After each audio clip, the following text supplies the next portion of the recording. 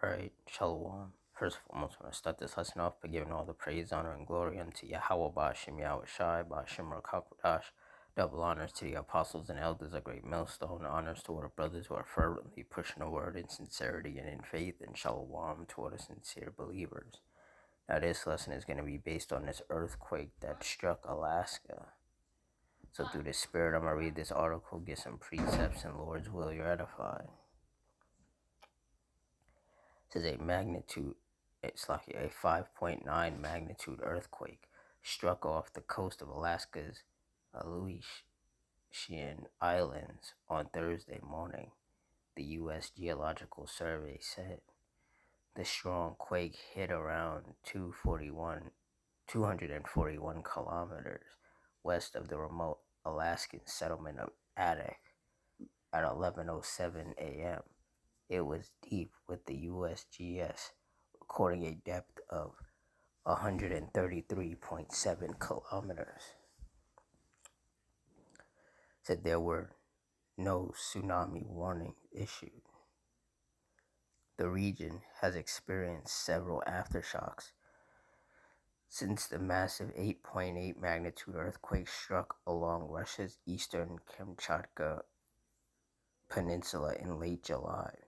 It also sits along a major tectonic fault, which is responsible for much of the seismic activity.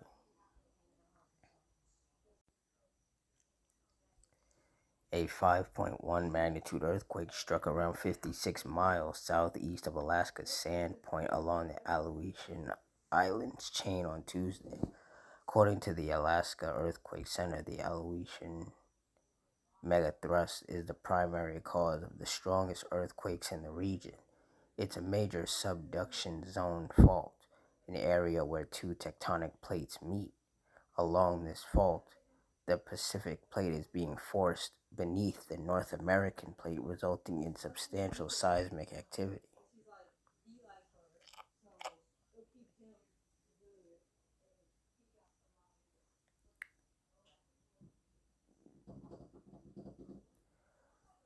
On July 29th, an 8.8 earthquake struck Russia's eastern Kamchatka Peninsula, which is part of the same tectonic region as the Aleutian chain, triggering an eruption of the volcano, the largest active volcano in the northern hemisphere. Scientists had been predicting the eruption for weeks, noting that the volcano's crater had been gradually filling with lava and the mountain had been emitting ash plumes. The volcano stands at 15,584 feet and last erupted in 2023. The volcano is situated approximately 280 miles north of the regional capital. The huge earthquake also triggered a tsunami that sent waves across the Pacific, prompting evacuations and emergency declarations from Russia to Hawaii. The Alaska Earthquake Center said that the Kamchatka Peninsula earthquake is likely the main shock of a sequence of heavy quakes and tremors that began on July 20th. Aftershocks will continue for years. It is unlikely that these events triggered any increased activity along the Alaska Aleutian subduction zone and vice versa. There is no way to predict when an earthquake will happen, but we know that they happen in Alaska and that the largest ones happen along our subduction zone. So while it is tempting to try to connect earthquakes across an ocean in a predictive manner, there is no evidence that any single quake will trigger another so far away.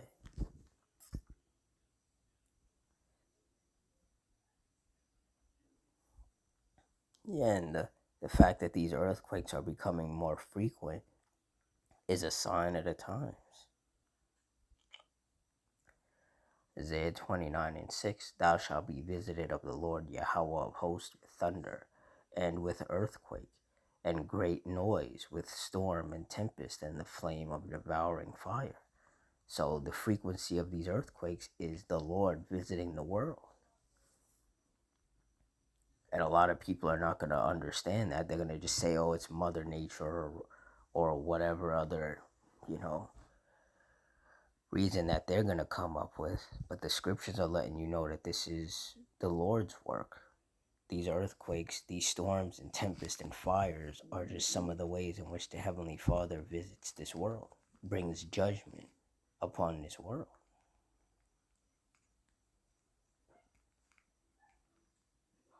And he's going to continue to bring judgment upon the world via these different events, what people refer to as natural disasters.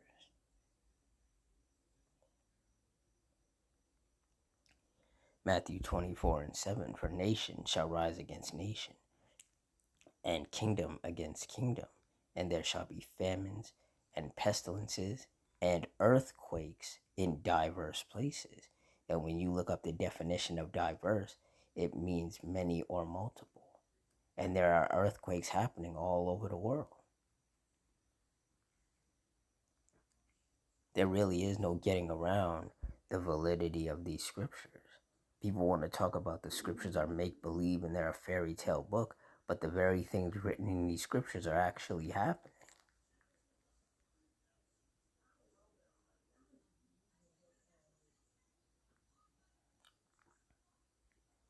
See, that's why in Proverbs 22:3 it says, a prudent man foreseeth the evil and hideth himself, but the simple pass on and are punished. See, those of us of the hopeful elect, we read these scriptures, and through the spirit of Yahweh Bashim Yahushai, we understand them.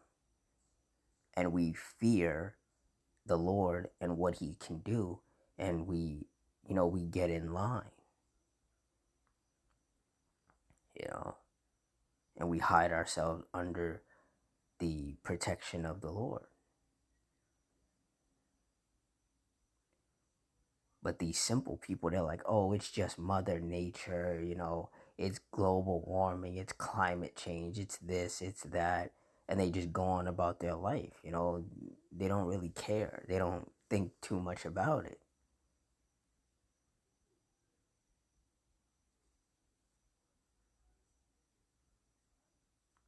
And the same thing goes with the storms and tempests, the fires, all the shootings that have been taking place. A lot of people, they, because they're simple and because they're carnal minded, they only think but so far.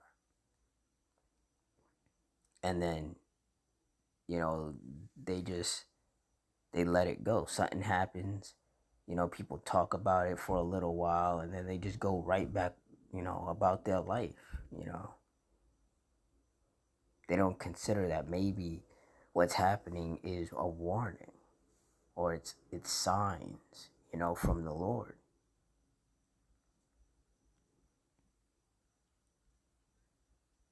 That's why the scriptures say, for to be carnally minded is death, but to be spiritually minded is life and peace. Because you see, those of us of the hopeful elect, we know that everything that's happening is judgment of the Lord. This is his vengeance for all the wickedness that goes on here in the world. And we know that once the kingdom of heaven is established, all of this wickedness is going to go away. But see, these carnal people, they think, oh, we're just going to stay here forever, and we're just going to have to keep dealing with the same thing, and that's their problem. They're stuck in a endless loop of like just wickedness and depression and sadness and folly, and it all leads to their destruction. Meanwhile, those of us of the hopeful elect who have the wisdom, knowledge, and understanding of these scriptures, we know that all of this is temporary.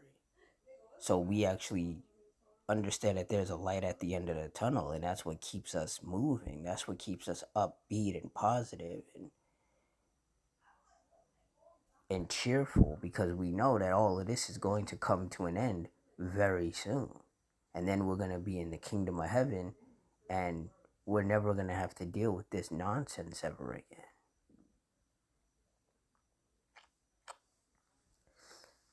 Second Ezra 9:1. He answered me then and said, Measure thou the time diligently in itself, and when thou seest part of the signs pass, which I have told thee before. Verse 2, then shalt thou understand that it is the very same time wherein the highest will begin to visit the world which he made. Verse 3, therefore when there shall be seen earthquakes and uproars of the people in the world, which there are plenty of earthquakes happening throughout the world, and uproars of the people in the form of protests. Verse 4, then shalt thou well understand that the Most High spake of those things from the days that were before thee, even from the beginning. Verse 5, for like as all that is made in the world hath a beginning and an end, and the end is manifest. Verse 6, even so the times also of the highest have plain beginnings in wonder, and powerful works, and endings, and effects, and signs. And the monsoons, the tornadoes, the hurricanes, the tropical storms, the volcano eruptions, the wildfires, the earthquakes, all of these things are signs, powerful works and signs from the Lord. You know, the blood moons, the new moons, all of the different moons, you know, the different, you know, the solar eclipse, the lunar eclipse, all of these things are signs in the heavens and on earth. And a lot of people just don't understand that because they're not spiritually minded, they're carnally minded. And carnally minded people can only think but so far.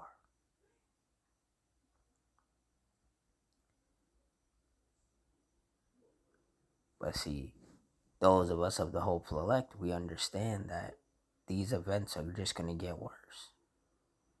There's going to be a lot more tornadoes and hurricanes and flash floods and lightning storms and volcano eruptions and earthquakes. You know, there's going to be more protests, more riots, more shootings, more wars. You know, there's going to be famines. You know, it's going to get drastically worse out here. And as long as we keep that in mind, we'll never be caught off guard as things progressively get worse. Meanwhile, these simple-minded, carnal people out here, they're going to continue to be caught off guard because they're not even paying attention. They're not being circumspect. They're not watching.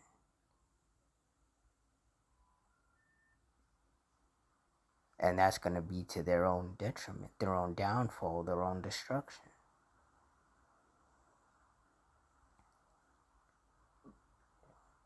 So with that, I'm going to wrap it up here.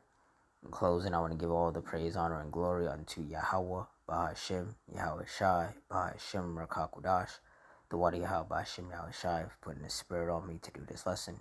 Double honors to the apostles and elders of Great Millstone. Honors to our brothers who are still fervently pushing the word in sincerity and in faith, and shalom to all the sincere believers. Hope you all stay strong, stay safe, stay fervent, stay circumspect, stay prayed up. Adawan Ratazah. Till next time, shalom.